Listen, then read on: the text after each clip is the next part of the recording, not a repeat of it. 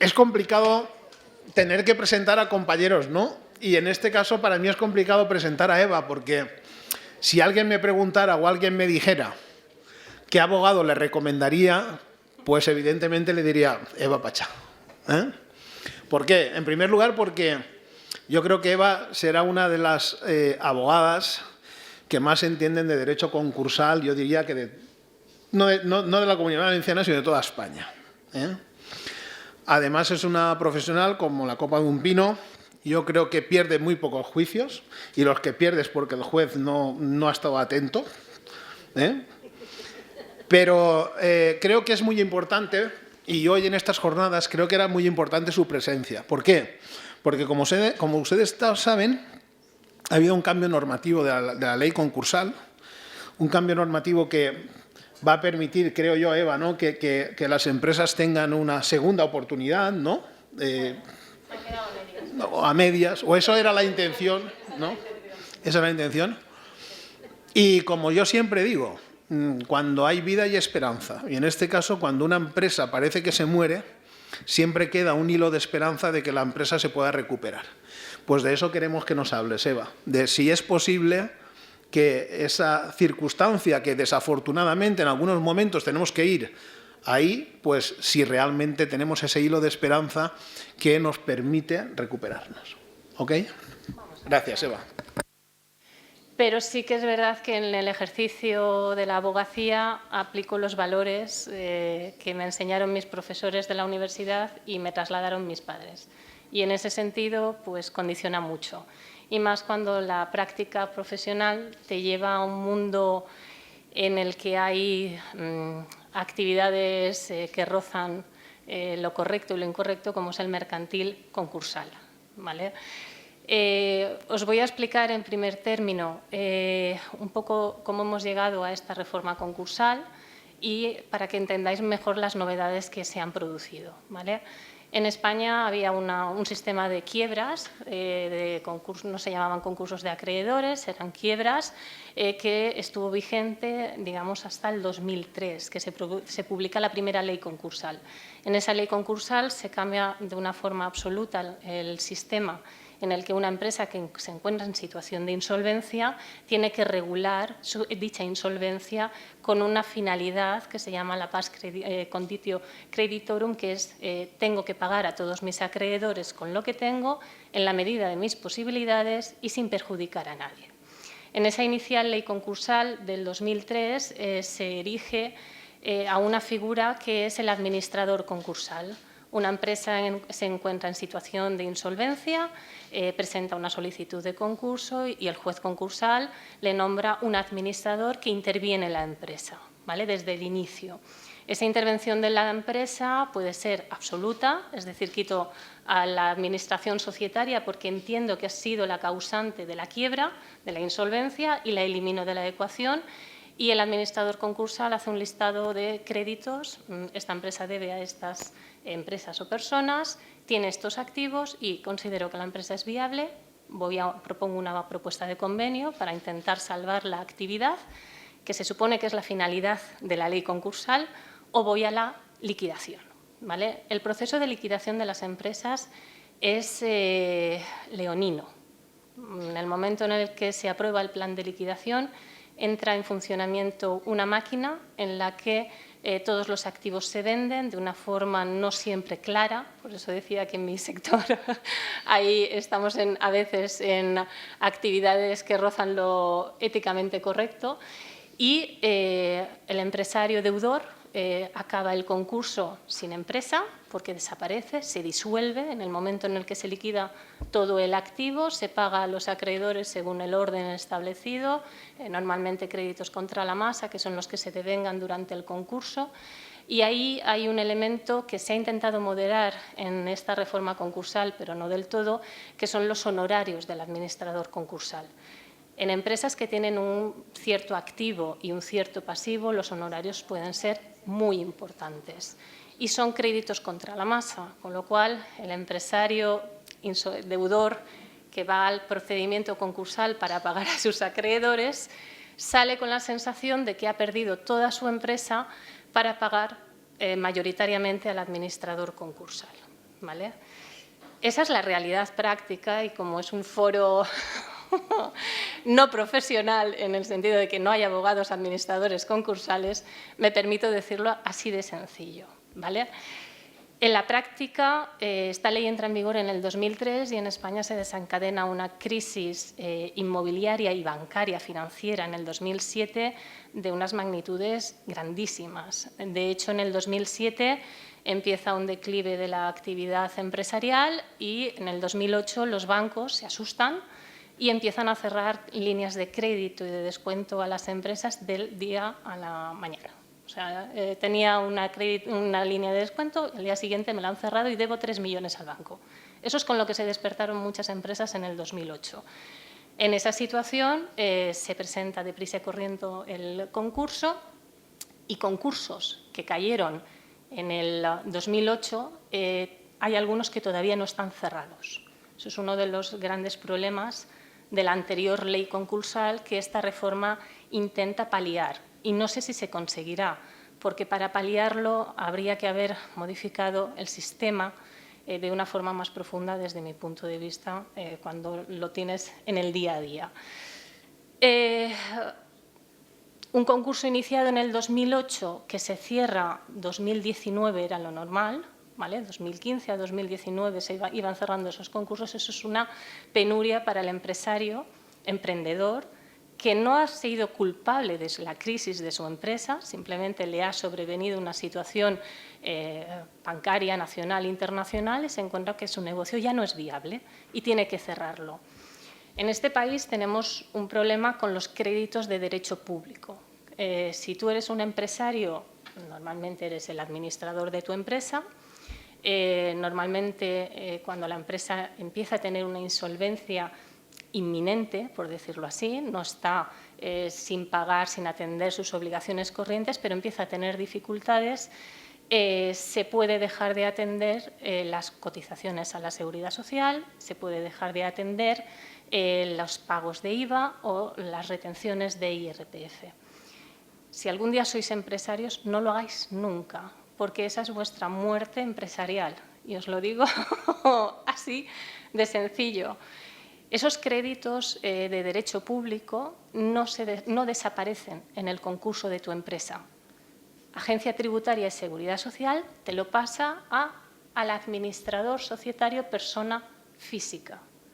Si tú en tu empresa que has declarado el concurso la has cerrado conforme te impone la ley, ha habido un crédito de derecho público de 600.000 euros, que en una empresa de un volumen de 50 trabajadores con que dejen enganchados 2 últimas nóminas, pagos a Seguridad Social y los últimos IVAs, no es ninguna exageración.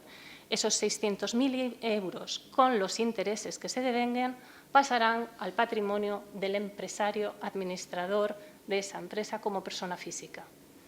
Entonces, surge una denominación que seguro que habéis oído mucho, que es la segunda oportunidad, ¿vale? Seguro que habéis visto anuncios de la ley de la segunda oportunidad, acógete a ella y demás.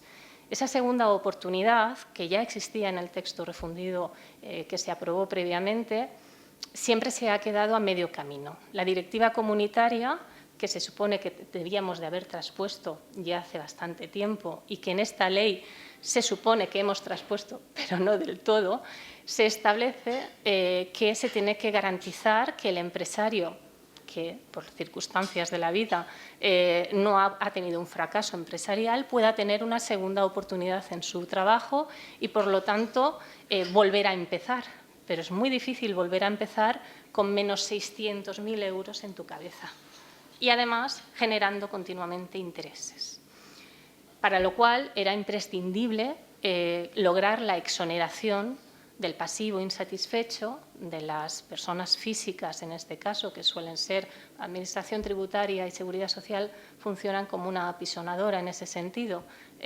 Presentas declaración de concurso, muy bien, yo inmediatamente, con normativa administrativa, sin seguir las normas del concurso, te abren una derivación de responsabilidad y te lo pasan a tu patrimonio personal.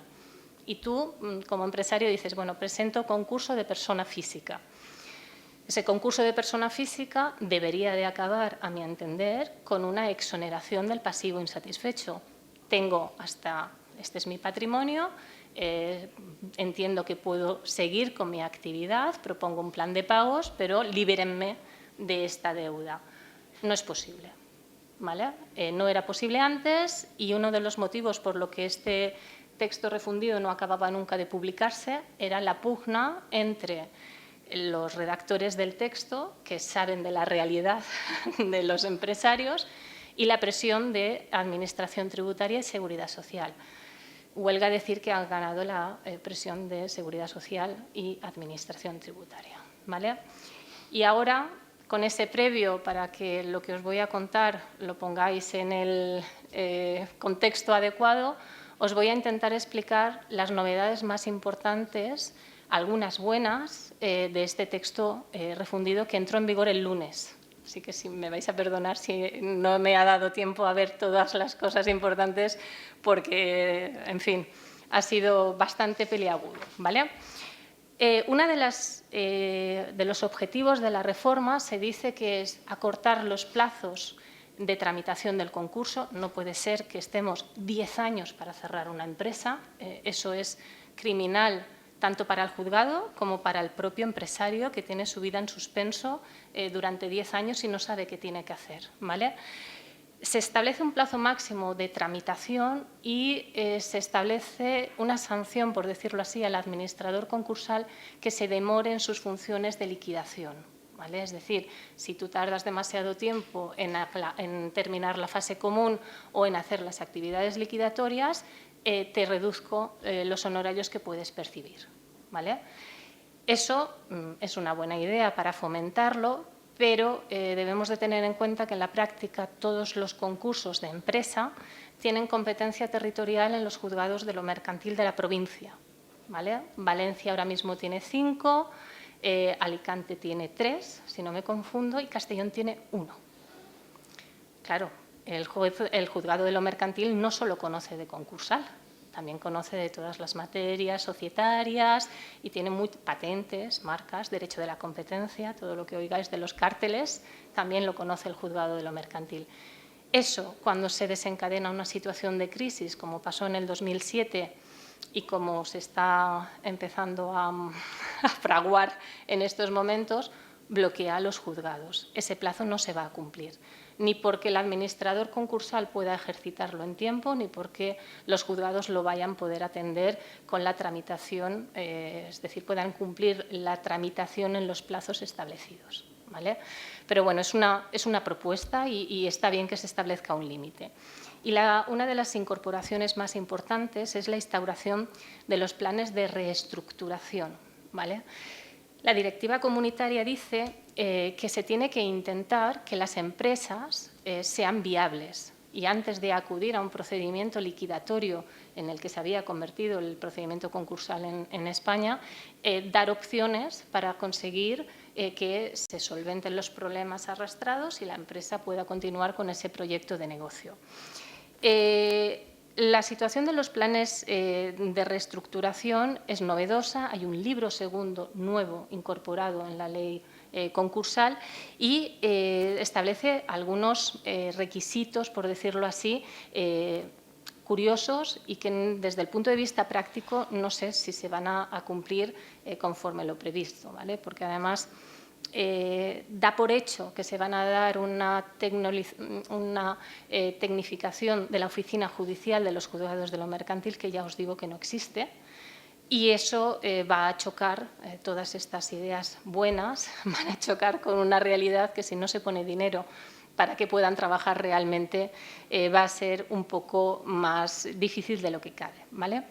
Vamos a ver, entonces estamos en que una empresa tiene una situación en la que ya no se dice que sea insolvencia inminente, sino que se permite que existe una insolvencia probable. En el artículo 2 de la ley concursal se define cuando estamos en situación inminente o actual. Es decir, inminente es cuando pienso que en 3 meses no voy a poder pagar mis obligaciones corrientes y actuales que ya no puedo. Pero no se dice nada de insolvencia probable, con lo cual ahí pues bueno, cuando el empresario vea que van mal dadas, pues puede proponer un plan de reestructuración. Ese plan de reestructuración se presenta en el juzgado, se dirige a todos los acreedores que el deudor, en este caso la empresa que se supone que necesita ayuda, tenga, y se le cita a los acreedores a llegar a un acuerdo, ¿vale? Es algo parecido a la propuesta anticipada de convenio que teníamos, o el 5 bis, que realmente no servía para nada el 5 bis, era un artículo que había en la anterior ley que decía, no, antes de declarar el concurso lo comunico al juzgado y se habla de lo que se llamaba el preconcurso. Eso los abogados lo utilizábamos simplemente para bloquear una demanda de concurso necesario, ¿vale? Para que os ubiquéis. Cuando yo presento el concurso como deudor, es un concurso voluntario. Yo reconozco mi situación de insolvencia y le digo al juez, ayúdeme a pagar hasta donde pueda. Un concurso necesario es que un acreedor que no cobra su deuda va al juez y le dice, este está en insolvencia y no ha presentado concurso, ¿vale? Esa es la diferencia. Entonces, cuando las empresas, que hay veces que entran en bucle, intentan solventar, pido un crédito, afianzo mi casa y con eso lo meto en la empresa, a ver si con esto ganamos un poco de oxígeno. En ese intervalo, si el abogado que está llevando esa fase intermedia intuye que hay un acreedor preparando el concurso necesario, se adelanta, se metía el 5 bis y se paralizaba. Ese 5 bis ahora es la petición de un plan de reestructuración, ¿vale? La diferencia que ahora en el plan de reestructuración tienes que hacer inicialmente una propuesta más o menos viable de ordenación de tu activo para poder ser viable y salvar aquellas cosas que entiendes imprescindibles para la continuidad de la actividad, ¿vale? Entonces, al deudor se le exige que haga un examen de conciencia y diga, bueno, pues esta nave es imprescindible para que yo pueda seguir trabajando, pero el Mercedes del gerente no es necesario, ¿vale? Para que veáis un ejemplo práctico. Si se presenta el plan de reestructuración, se ganan 3 meses, exclusivamente 3 meses. Si en esos 3 meses no se ha llegado a un acuerdo con los acreedores, la ley dice que o una de dos, o has llegado a un acuerdo de reestructuración de tu deuda con quitas o esperas, es decir, a los acreedores financieros les has dicho que se esperen sin generar intereses durante 2 años y te lo han aceptado. Al acreedor trabajadores les has dicho que que acepten un ERE o un ERTE para conseguir con una reducción de salario durante X tiempo. Bueno, pues vas negociando por clases de acreedores y si consigues la aceptación de todos, tienes un plan de reestructuración que puede llegar a afectar, y eso es una de las modificaciones del nuevo texto, incluso a los acreedores que votan en contra. Eso es un matiz importante. Cuestión de privilegio, no afecta a los acreedores de derecho público, con lo cual Seguridad Social y Agencia Tributaria siguen contra la empresa o contra el empresario, ¿vale? Para que por eso decía que han ganado la partida otra vez en esta reforma y nos hemos quedado de nuevo a medias, ¿vale? El plan de reestructuración no sale, entonces el deudor tiene la obligación de solicitar el concurso, un concurso que se sigue tramitando como concurso abreviado o concurso ordinario, dependiendo del activo y del pasivo que pueda tener la empresa, y en el que se nombra administrador concursal. Os digo esto porque ahora se ha introducido un procedimiento especial de concurso para pymes, que no tiene administrador concursal, ¿vale? Esta es una novedad muy importante, en la que a mí personalmente me gusta, porque las microempresas muchas veces hacían que el activo que tiene esa empresa no pueda atender el pago del administrador concursal. Y como no puede atender al administrador concursal, ese concurso no está bien atendido porque el administrador concursal trabaja gratis, porque tener en cuenta que aunque se prevé que el administrador concursal cobre digamos, de un fondo público, si no puede cobrar de las empresas concursadas, ese fondo no se ha regulado y no existe, con lo cual no cobra. Y una empresa que está en concurso da mucha faena tienes que hacer mucha documentación y tienes muchísima responsabilidad detrás como administrador concursal, porque te llaman el auxiliar del juez del concurso. Con lo cual, en esa máxima responsabilidad, si no cobras, pues puedes tener la tentación de quitarte rápido el concurso de encima o de hacerlo justito y suerte para el deudor empresario, ¿vale? Si se consigue el plan de reestructuración que se ha presentado, porque te lo aceptan la mayoría de los acreedores por cada una de las clasificaciones que hay, o porque, aun no teniendo esa mayoría de todos los acreedores, lo presentas al juez y el juez entiende que sí, que es beneficioso, que además es viable la empresa, porque cabe la posibilidad de nombrar a un experto en reestructuraciones para que, digamos, respalde esa propuesta, se dicta un auto homologando el plan de reestructuración y esa empresa ya no tiene que presentar concurso, punto 1. Punto 2, va a seguir con su actividad pagando conforme ha creído que va a poder pagar, liberándose, digamos, de una parte de la deuda y también de una parte del activo, ¿vale? Problema, ese auto es objeto de recurso, ¿vale?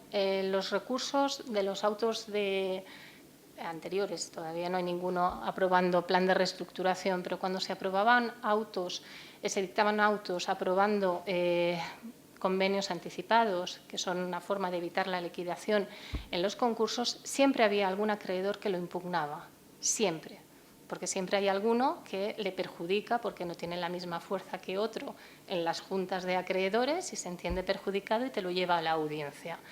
Y lamentablemente muchas veces ganaban, con lo cual un convenio aprobado por la gran mayoría de los acreedores acababa en papel mojado y la empresa automáticamente iba a liquidación. ¿Cómo intenta la reforma solventar esto que en la práctica es muy habitual? Se puede pedir lo que se denomina solicitud de homologación con fase de contradicción previa. Me lo he apuntado porque es terminología nueva. ¿Eso qué quiere decir? Que tú tienes el plan de reestructuración y le dices a tus acreedores, quiero aprobar este. Tienes 15 días para decir si sí o si no. Si no dices nada, ya no vas a poderlo decir nunca. Esto tiene una trampa, ¿vale? La trampa es, ¿por qué lo ponen así? Algo que dices, bueno, pues lo dirá y luego irá después y lo ratificará en la audiencia. No. Normalmente los acreedores, cuando entra una empresa en concurso, si no son muy grandes, no van a las juntas para no perder tiempo. Porque tienen que llevar a alguien con poderes, que sepa más o menos cómo funciona para entender, y no aparecen. Cuando se enteran, cuando reciben el auto diciéndole tu crédito se ha reducido en un 50% y vas a cobrar en una espera de 6 años. Y ahí es cuando van al abogado y le dicen impúgnalo. ¿Vale? ¿Qué hace el legislador aquí? Intentar pillar a estos que no se personan desde el inicio en la junta de acreedores. Yo lo comunico, no dices nada en 15 días, ya no lo vas a poder decir. Cuando recibas el auto definitivo, ha pasado tu oportunidad y el plan de reestructuración seguirá adelante, ¿vale? En la práctica, a los abogados que llevamos empresas concursadas, a mí esto me ha dado una gran alegría, porque el trabajo que supone pactar con los acreedores un convenio y que después salga el de la gasolinera, ¿vale?, que le debes 3.000 euros y te reviente un convenio porque no le vas a poder pagar los 3.000 euros, hace mucho daño. Y además es que cuando no se aprobaba el plan de reestructuración, el anterior convenio, se abría directamente liquidación y de ahí ya no puedes salir. Solo puedes salir pagando íntegramente todos los créditos, con lo cual es algo imposible, ¿vale? Entonces, esta estratagema que se ha sacado el legislador, que viene de la parte práctica de los legisladores, pues a nosotros nos viene bien, ¿vale? Eso es en cuanto a los planes de reestructuración que se intentan reforzar, ¿vale?, teniendo en cuenta que es la única forma de evitar que una empresa que puede ser viable entre en concurso. Pero veremos si realmente se aplica en la extensión y con la finalidad que prevé la norma, ¿vale? Hasta que no empecemos con la aplicación, no veremos cuánto tergiversa la aparición del experto en reestructuraciones, que no se define muy bien y que puede ser un elemento que pueda un juez exigir, porque los jueces al final no son economistas que puedan determinar si la empresa es viable o no es viable, y para aprobar el plan de reestructuración se sentirán más reforzados en su decisión si está ese plan de experto o ese informe del experto homologando el plan de reestructuración, lo que supone para el empresario un coste añadido. Aquí yo, desde el punto de vista de los costes, es algo que al cliente que viene ya con el agua al cuello, ir incrementándole costes, al final supone que no pueda presentar un procedimiento concursal. Es un lujo, y eso me lo dijo a mí un cliente, es un lujo que no me puedo permitir. Declarar su empresa en concurso era un lujo que no se lo podía permitir porque no podía pagar todos los gastos que implicaba, ¿vale? Otra novedad importante, el concurso de las microempresas. Esta novedad también merece un libro entero. O sea, el libro 2 es el plan de reestructuración y el libro 3, concurso de microempresas. ¿Qué se considera microempresa? Empresas o autónomos, importante, que tengan menos de 10 trabajadores y un volumen de negocio anual menor a 700.000 euros, ¿vale? Y lo que os he dicho, la insolvencia puede ser probable, inminente o actual. Lo de la inminencia probable, en el caso de las microempresas, ayuda bastante, porque como son volúmenes pequeños, hay veces que te lo ves venir y cuando reaccionas ya es tarde, porque ya te han generado un perjuicio los acreedores que no puedes revertir. Esta regulación intenta limitar los costes de tramitación. Y yo no sé si con un desconocimiento por el legislador de cómo funciona nuestra Administración de Justicia pretende que todo sea online, ¿vale?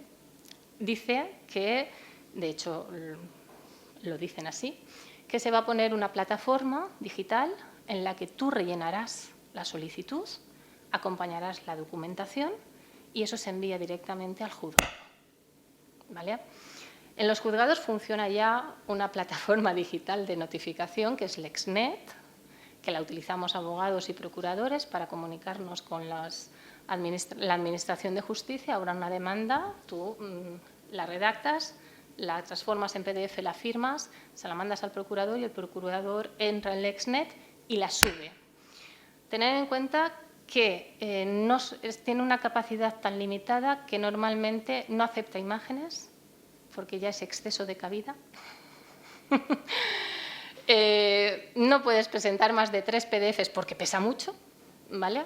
Hay firmas electrónicas como la de moneda y timbre que no las identifica y luego te requiere el juzgado para que vayas a firmar en papel, ¿vale? Ese es el nivel que tenemos ya.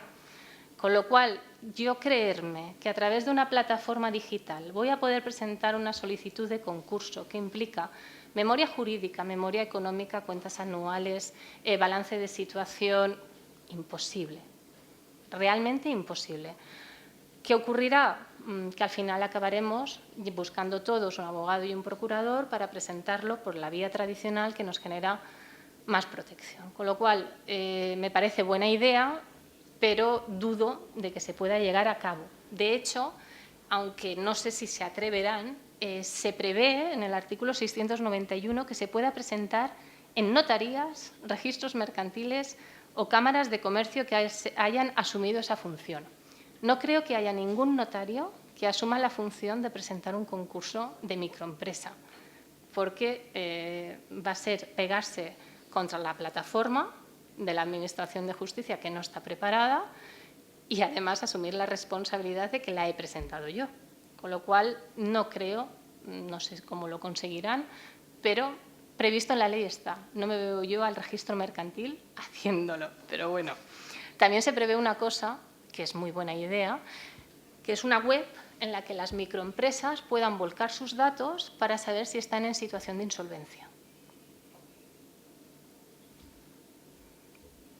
Cosa curiosa, ¿eh? Lo prevén. Está previsto que se elabore por el Ministerio de Economía una web, una aplicación, para que tú vuelques tus datos contables y te diga, pues estás en situación de insolvencia actual, probable, Yo, mi experiencia es que cuando a mí me traen los números, normalmente ninguna empresa está en quiebra, porque ya se ha encargado el economista de marear, porque si no el banco le hubiera cerrado antes las líneas de crédito. Hay que sobrevivir. Entonces, si vuelcas esos datos contables, difícilmente va a salir que nadie está en insolvencia. Y segundo, me imagino que se cogerán a resultado neto de la actividad y ya está, poca cosa más, que no necesitas una web para eso. Pero, en fin, que hay novedades que si se aplican bien y se implementan como tiene que ser, pueden ser útiles, pero yo desconfío bastante en su aplicación práctica y a tiempo, ¿vale? Bueno, más novedades del concurso de las microempresas. Tener en cuenta que cuando hablamos de microempresas también hablamos de autónomos que pueden tener trabajadores a su nombre, no es necesariamente una empresa como tal. En el proceso especial de las microempresas tú presentas la solicitud y puedes optar por un convenio de continuidad o un convenio de liquidación. Tú mismo te autodiagnosticas y dices, yo creo que puedo continuar, entonces es algo parecido al plan de reestructuración, ¿vale? Propones acuerdos con tus acreedores con la ayuda de no se sabe quién, porque tened en cuenta que aquí no hay administrador concursal, ¿vale? Con lo cual el mediador no sabemos quién va a ser ahí y si crees que no puedes continuar, te vas a liquidación. Importante, cuando tú solicitas el procedimiento concursal de continuidad de microempresa, en cualquier momento, todo acreedor que represente la mitad del pasivo puede pedirte la liquidación. Y se acabó. Te vas a liquidación. Con lo cual, un acreedor que no cobra y que ha estado esperando bastante tiempo a percibir, forzará la liquidación para recibir algo. Y en este caso, tener en cuenta que la mayoría de los acreedores importantes no suelen ser proveedores, sino que son bancos. Y los bancos no firman nada sin garantías reales de la empresa, y en este caso que estamos hablando de microempresas, nos encontraremos con avales de la familia, nos encontraremos con avales del propio empresario, y el banco no tiene ninguna ganas de darle una segunda oportunidad a ese empresario. Lo que quiere es cerrarle y ejecutar el aval, ¿vale? Con lo cual, esa posibilidad a los acreedores es muy peligrosa para ese tipo de deudores. Al final, un autónomo, ¿con qué avala el inicio de su actividad? Con lo que tiene detrás, que es su casa o la herencia de su padre, o su padre que le avala, o su hermano que. El banco, cuando tiene aval, no perdona. Ejecuta, tu deudor fallido, me voy a por el avalista. Y eso sí, se tiene el beneficio, las renuncias de los beneficios de división, exclusión, siempre están, con lo cual ni siquiera se tendrían que esperar, pero normalmente lo hacen para evitarse problemas, ¿vale? El nombramiento del administrador concursal en este tipo de procedimientos está previsto como excepción. Es decir, el deudor o los acreedores pueden pedir que se nombre un administrador concursal porque entienden que es necesario por la complejidad de la empresa. Sobre todo, yo creo que se nombrará cuando has pedido un proceso especial de continuidad y necesitas que haya alguien que le diga al juez que efectivamente sí puedes continuar. Y el administrador concursal te puede salir más barato que un experto independiente. Entiendo que va a ser esa la viabilidad. Importante también aquí, una vez que se ha liquidado el activo de la empresa, microempresa o del autónomo como tal, se abre la posibilidad de pedir la exoneración del pasivo insatisfecho. Y de nuevo aquí estamos en la especialidad de ese pasivo insatisfecho que debéis de tener en cuenta. Lo que dice la ley es que se perdona el pasivo insatisfecho del concursado, sea persona física, en este caso, o persona jurídica más difícil, ¿vale? Con una limitación, que no venga mejor fortuna en 3 años, ¿vale? Pero no todas las personas pueden solicitar la exoneración del pasivo. Y ahí, de nuevo, aparece la mano de las administraciones públicas, ¿vale? Y esto os va a sorprender, o al menos a mí me ha parecido bastante sorprendente. Con vuestro permiso os lo voy a leer para que veáis la fuerza que llega a tener los créditos de Hacienda y Seguridad Social. Expresamente la ley dice que no puedes solicitar la exoneración del pasivo cuando en los 10 años anteriores a la solicitud de exoneración hubiera sido sancionado por resolución administrativa por infracciones tributarias muy graves de seguridad social o cuando en el mismo plazo se hubiera dictado acuerdo de derivación de responsabilidad. Vamos a ver, si la segunda oportunidad es para darle una oportunidad al empresario que ha visto cerrada su empresa y que le cae la deuda de seguridad social y Hacienda derivada, y expresamente dices que no puede pedir la exoneración, pero no ya solo del crédito público, de ninguno. O sea, tú no puedes pedirlo porque estás en uno de estos supuestos. Supone tirar del beneficio de exoneración al 80%. Esto está solamente aplicable a aquel padre de familia o madre de familia que se ha vuelto loco en Cofidis y tiene una hipoteca y 80 créditos personales. Entonces, esa persona sí, porque no debe a la Seguridad Social ni a Hacienda Tributaria. Pero como seas un empresario, no sales, porque no puedes pedir la exoneración del pasivo. Pero es que además también se dice que cuando haya incumplido los deberes de colaboración e información respecto al juez del concurso de la Administración concursal. Esos deberes de colaboración e información, que se supone que es una práctica debida del deudor de buena fe, es muy peligroso en la práctica porque le estás dando una fuerza al administrador concursal de decir, no me has ayudado de forma activa o pasiva, o no me has dado lo que yo quería, digo que no has colaborado, y eso se dice en el informe final, y te cierro la puerta a la exoneración. Tal cual. Este artículo es muy peligroso en la práctica. Los que tenemos cierta experiencia en el mundo concursal nos hemos quedado sorprendidos porque el administrador concursal es un adjunto del juez del concurso, pero también tiene intereses propios. Con lo cual, ahí, como no tienen una supervisión directa, depende de la persona que te toque, puedes tener una ligera presión, por decirlo así, para incentivar su buena fe. Eso no se ha acabado de solventar porque ya pasaba en la anterior ley y para mí esto, que es una fuerza que se les ha dado nueva, es un peligro importante. Vale, importante en cuanto al beneficio de exoneración. No beneficia a los fiadores.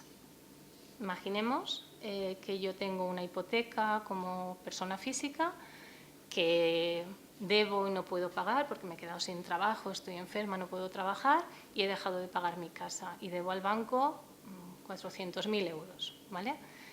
Y yo presento mi concurso como persona física, colaboro, no debo a Hacienda, no debo a Seguridad Social, se cierra el concurso en liquidación, vendo todo lo que tengo, propongo un plan de pagos para mis acreedores con una quita y me lo concede el juez. No beneficia a los fiadores, es decir, si mi madre me ha avalado en esa hipoteca, el banco se va a por el patrimonio de mi madre, directamente. Con lo cual, como todos sabemos, en las hipotecas, normalmente, además del bien, se exige una fianza si la persona que solicita el préstamo no tiene más patrimonios. Y eso votará directamente a los fiadores. Otra cuestión curiosa. Imaginemos que en esa misma situación yo estoy casada y estoy casada en gananciales, ¿vale?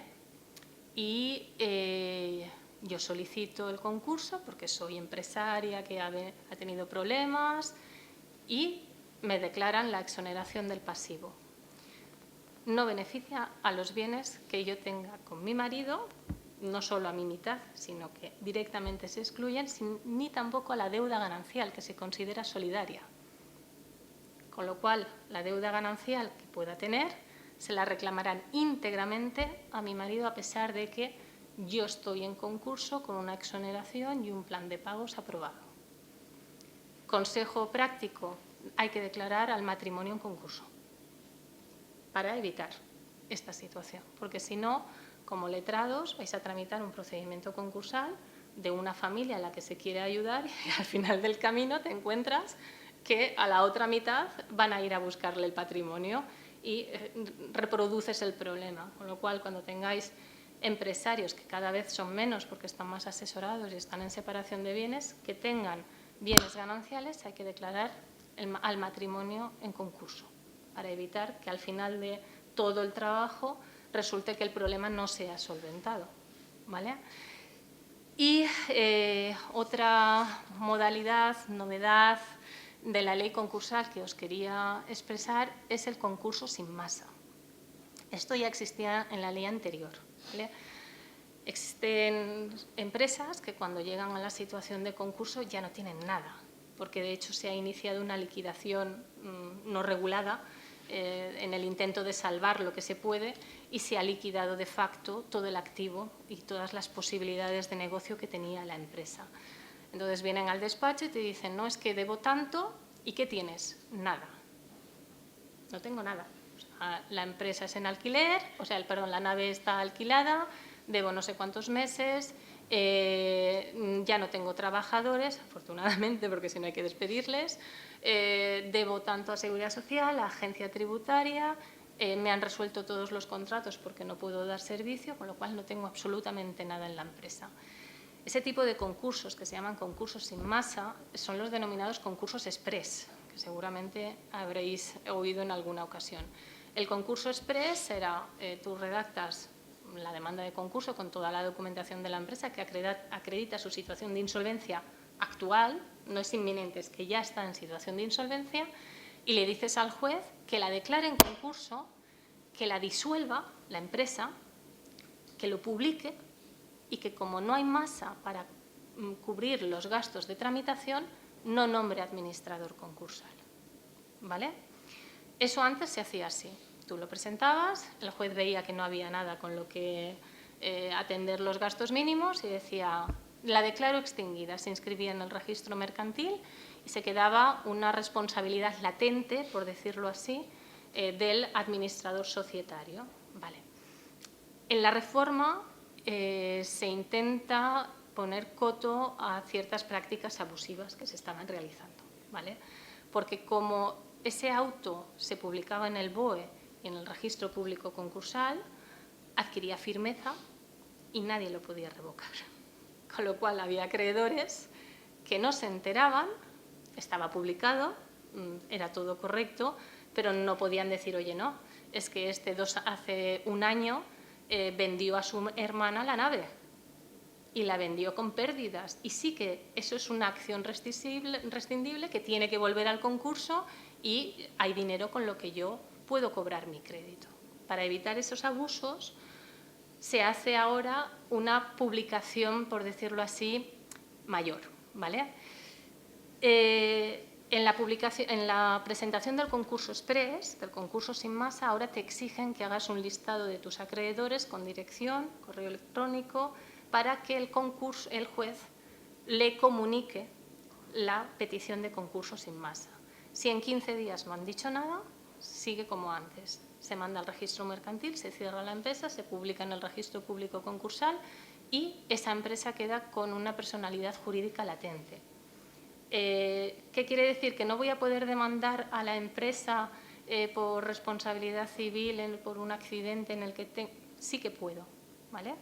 Aunque esté extinguida, el Supremo ha dicho que tiene una responsabilidad civil latente y que el administrador societario tiene la obligación de seguir representándola, a pesar de haberla extinguido. Pero las consecuencias patrimoniales de esas acciones judiciales que se puedan iniciar se quedan en nada, porque ya sabes que no tiene actividad, no tiene masa y no tiene nada, ¿vale?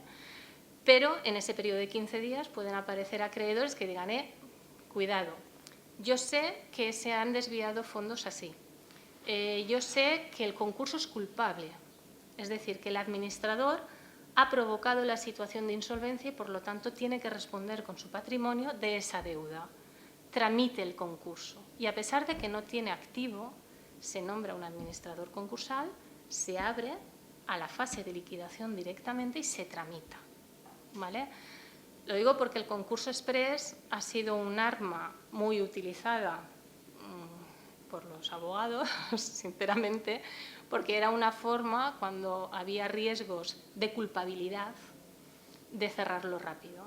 La institución de la culpabilidad en los concursos se utiliza en la práctica para conseguir que administradores de hecho o de derecho, es decir, no solo la culpabilidad del concurso no solo es del administrador que aparece en el registro mercantil, también el que está detrás moviendo los hilos. Si tú acreditas que es un administrador de hecho, le puedes imputar el pasivo no satisfecho a ese administrador de hecho. Entonces, cuando tú sabes que se han hecho actuaciones poco aconsejables, reguladas, como lo queramos decir, como acreedor, tú lo que quieres es que el administrador concursal le investigue esas actuaciones, las trate de revertir para que entre el activo en el concurso para cobrar tu crédito y, si no puede ser, que en la fase de calificación se declare culpable.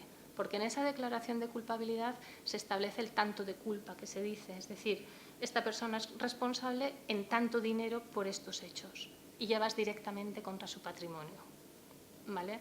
Como esa posibilidad cabe, ¿qué queremos los abogados que llevamos al deudor? Cerrarlo rapidito, que sea firme y que no puedan ir por esa vía, que se vayan a la vía societaria de derivación de responsabilidad con todas las problemáticas de prueba que implica, ¿vale? Una forma de llevarte por delante al administrador de hecho rápida es a través del concurso. Si le cerrábamos esa posibilidad al acreedor enfadado, pues bueno, le dabas una mejor protección al deudor, ¿vale? Aquí, dependiendo de a quién llevéis, vais a estar en una posición o en otra. Y esas son, desde mi punto de vista y por lo que he podido leer, las novedades más importantes del nuevo texto, ¿vale? Sé que es una materia dura de aguantar a estas horas y lo siento, pero espero no haberos aburrido muchísimo y he querido daros una visión práctica. Cualquier duda que tengáis, por favor, aquí estoy. Y en lo que sepa, os contesto. Rompo yo el hielo. María Elena decía en su exposición, decía, la transmisión mortis causa, ¿es posible un final feliz? En la exposición de Eva, nueva ley concursal, ¿es posible un final feliz? No. No. Directamente. Se responde muy directamente, ¿no? Se han quedado otra vez a medias. Pero yo creo que Eva nos ha contado una cosa que yo creo que es súper interesante, la transmisión de responsabilidades delante de la administración pública aunque la empresa entre en liquidación. O sea, hay muchos empresarios que todavía continúan pensando que si la empresa entra en concurso y la empresa se liquida, no hay ningún otro tipo de responsabilidad y precisamente, por regla general, los principales acreedores son las administraciones públicas en cualquier concurso, ¿no? Es que... Y claro, entonces, bueno, yo creo, Eva, que tú por tu experiencia profesional sabes que los juzgados están colapsados, los juzgados de lo mercantil están colapsados, con lo cual la nueva ley concursal tampoco va a solucionar el colapso de los juzgados. No, y que no han salido de la anterior crisis cuando ya se está fraguando la siguiente. La siguiente. Después, me hace mucha gracia lo de la presentación de documentos electrónicamente, telemáticamente, cuando los juzgados están trabajando todavía con el Windows 7 y en papel. Te requieren para llevar papel. A mí me ha pasado de presentarlo por Lexnet y recibir una llamada de la funcionaria, es que su señoría lo quiere en papel. Y dices, ¿y? Pues que lo imprima. Y dice, no, es que lo tienes que traer tú. Yo tengo que traer es darle a imprimir. Pues tengo que llevarle el papel. Claro, no vas a enfadar a su señoría, eso es un consejo. Claro. Alfonso lo comentaba también, ¿no? Esta mañana lo comentabas tú, Alfonso, ¿no? Somos uno de los países con mayor lentitud en lo que es asuntos que tengan que ver con materia contractual internacional, más de 500 días para obtener la sentencia en primera instancia. Nos coloca de 60 países el número 52. que no está nada mal, ¿eh? No está nada mal. Si lo miramos por detrás no está nada mal. Entonces, pues bueno, yo creo que es importantísimo que se nos quede lo que acabas de comentar, ¿no? Las responsabilidades derivadas del concurso. Importante también, no os caséis en gananciales, nunca, si vais a ser empresarios, ¿eh? Siempre en separación de bienes, ¿no? Porque por lo menos una parte del patrimonio queda salvaguardada, ¿no? Pero es que sigue existiendo. Claro. Te encuentras con sorpresas de das por hecho que esta persona que tiene esta empresa está en separación de bienes. Es que lo das por hecho porque algún asesor... A la gente le encantan los anunciales. Sí. No sé por qué. Pero claro, una persona que está en el tráfico jurídico, que ve, que ve los peligros que pueden suponer, lo normal es que antes de que yo me haga grande o antes de que la fastidie y se nos vuele la casa, vamos a hacer separación de bienes y que cada uno tenga... te asombrarías. La gente que está en gananciales con patrimonios brutales y se los acaba llevando el concurso. Pero a mí me ha gustado lo de la web para ponerlo.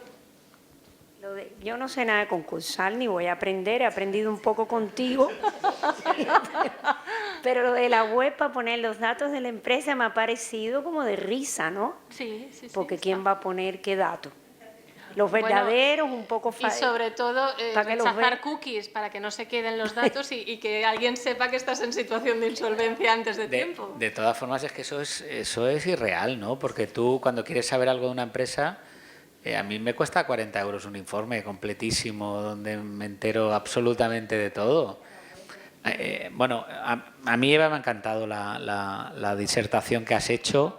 Has cogido el bisturí y has sacado lo más importante. Sí. Una reflexión, y desde tu experiencia y una medio pregunta, ¿no? La reflexión, ¿cómo crees que esto va a afectar, esta reforma, en relación el tema de la limitación de los honorarios de los administradores? ¿Tú crees que esto va a suponer que el concursal va a dejar de ser ese tema estrella al que todo el mundo se quería dedicar? 50.000 jornadas que se organizaban de concursal al que estaban invitados todos los magistrados de concursal y todos los abogados de la contornada acudían a hacerles el rendibú para que los pusieran en la lista. Y que no estuvieran en la lista, si no, no los nombraban administradores. Y que se pagaban miles y miles de euros por las conferencias que daban los magistrados. Eso una cosa.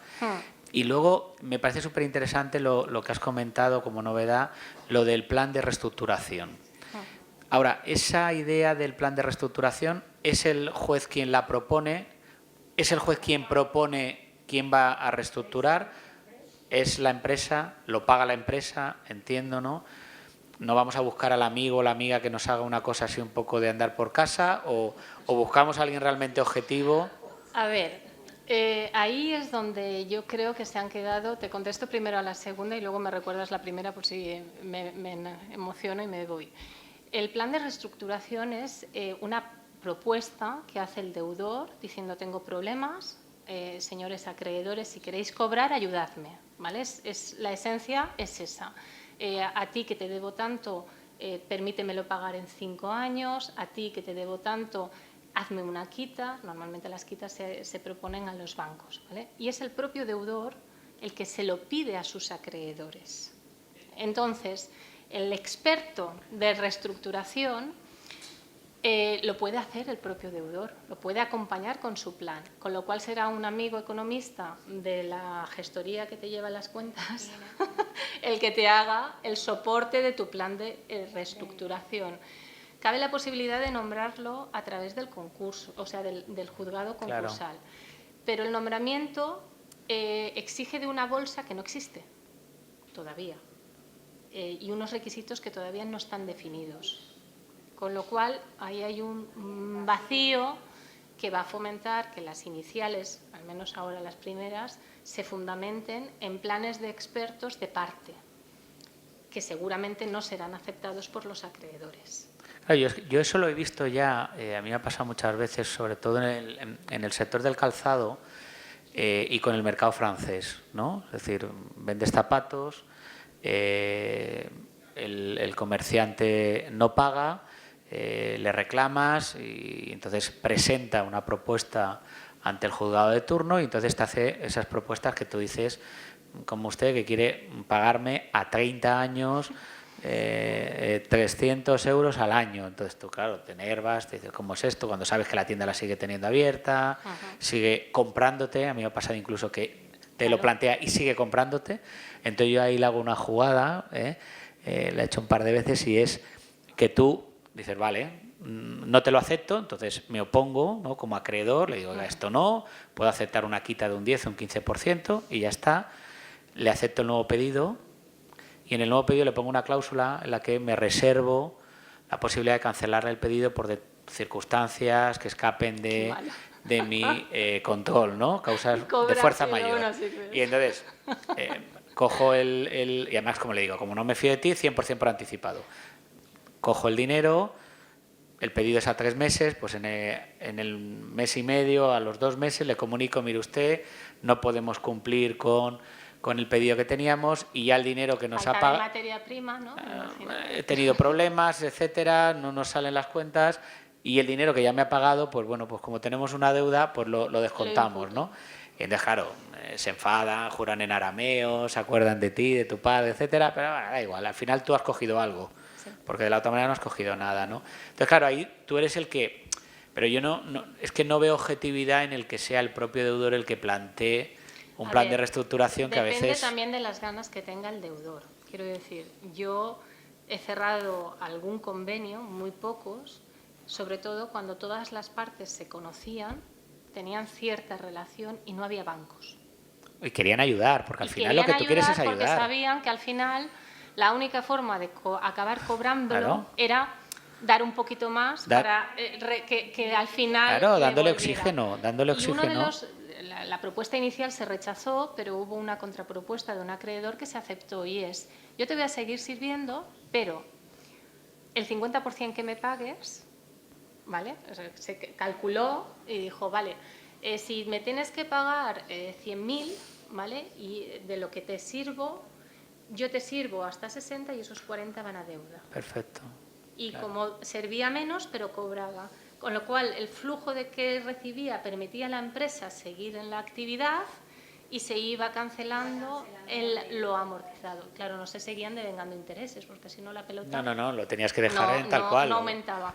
Pero en esos casos, cuando los acreedores sí que quieren ayudar y el deudor es razonable... ¿vale? Y tiene intención de pagar, es decir, claro, o sea, quiere pagar, quiere mantener la actividad. Salir de esta y ayudar, vamos a ayudarnos entre todos porque yo te quiero pagar, pero es que si no me sirves, yo no puedo ni pagarte a ti ni seguir trabajando. Entonces, en esa ayuda recíproca, que es un poco el espíritu de la ley, sí que son posibles los planes de reestructuración. El problema en este país es que no hay concurso donde no está el banco. Y el banco y Seguridad Social y Hacienda te revientan los planes de reestructuración. Porque tú puedes decir, además es que para mí es muy importante que tú puedes llegar a un acuerdo con todos tus acreedores que vincula a todos tus acreedores menos Agencia Tributaria y Seguridad Social, que pueden seguir por sus vías. Claro, si yo sigo generando actividad y lo que recibo yo me he comprometido a pagárselo a mis 4 proveedores en X proporción y llega Agencia Tributaria y me embarga, pues ya se ha acabado mi plan de reestructuración, porque no puedo cumplir y en el momento en el que incumplo el plan voy a liquidación. Esa es la práctica y la problemática que nos encontramos con los planes de reestructuración cuando hay ciertos créditos privilegiados, porque lo del derecho, los créditos públicos, a mí me parece excesivo la protección que se les ha dado. ¿Por qué Seguridad Social y Hacienda no perdonan nada? Y el pobre proveedor del taller tiene que estar sometido a una quita del 50%. ¿Quién tiene más posibilidades de soportar eso? ¿El taller o la Seguridad Social? Pues no, porque como somos todos, es un perjuicio. Y ahí cuando hablas con alguien de Seguridad Social ya vamos con la globalización de los intereses, por decirlo así, pero al final están provocando el cierre de la empresa y del taller, que como no cobra, arrastra una deuda que no va a poder atender. Y nos perjudica a todos, porque al final lo vamos a cobrar. Y hay más gente en el Es decir, paro, la porque Seguridad ese Social lo taller va ha a cerrado, cobrar, el etcétera, otro etcétera. también. Pues no os molestéis en explicárselo a nadie de Seguridad Social ni de Hacienda, que no lo van a entender. No entienden esa, pero tú no ves que es mejor facilitarme el trabajo de esta empresa con 10 trabajadores que te van a seguir cotizando, que van a tener unos ingresos, que van a pagar sus impuestos. No. A mí me pagas esto y ya está. Y luego ya veremos dónde van a trabajar esos trabajadores o que no lo ven. Se quedan en esto. Yo tengo esto, lo tengo que cobrar. Punto. La primera pregunta se me ha ido. Honorarios, el límite de honorarios de administradores. Vale. El límite de los honorarios se prevé.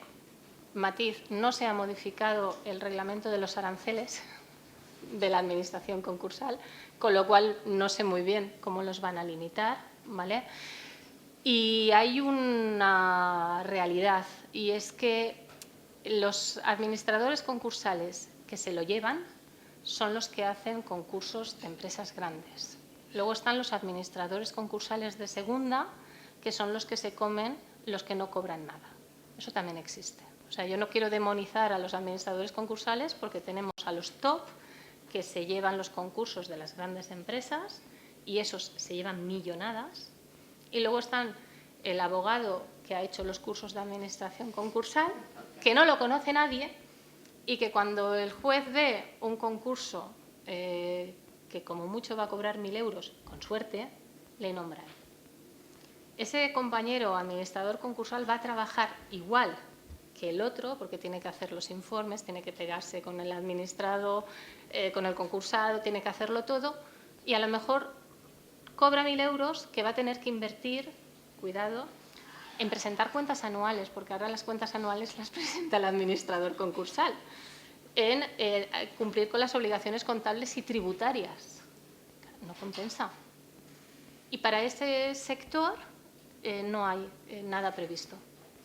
Entonces, la limitación de honorarios de los administradores concursales, desde mi punto de vista, debería de ser una redistribución para todas las administraciones concursales, es decir, que lo cobre el Estado y que distribuya en todos aquellos que ejercen el cargo de administrador concursal. Y entonces sí que serán realmente adjuntos del juez del concurso, porque no tendrán un interés directo en cobrar, sino que harán su trabajo y percibirán unos emolumentos del Estado. Pero eso no está, ni se va a hacer. No haceros administradores concursales. Bueno, si conocéis a alguien muy top, sí. De segunda. Pero si no, no. Yo no ejerzo de administradora concursal. Justamente por ese motivo, porque yo en los cursos voy a aprender y no a perseguir al juez en cuestión. Entonces ya no eres el perfil.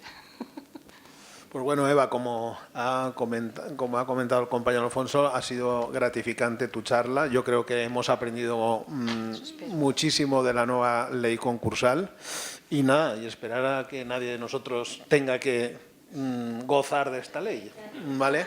Esperemos que no. Y muchas gracias. A vosotros.